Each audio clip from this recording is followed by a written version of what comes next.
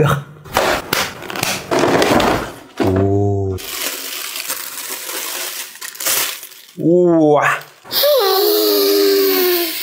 Nặng bài.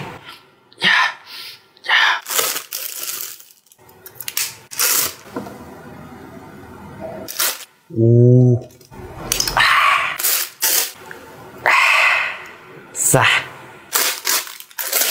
Có lỗ sạc ạ. Ui.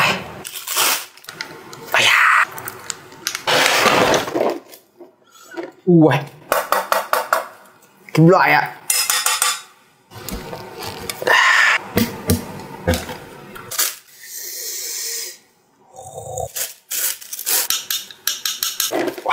Ní. Dây sạc. Tô vin. Ô vin.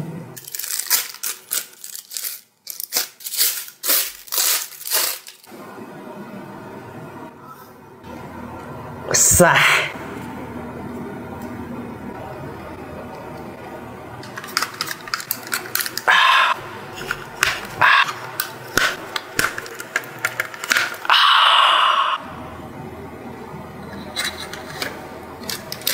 Ồ.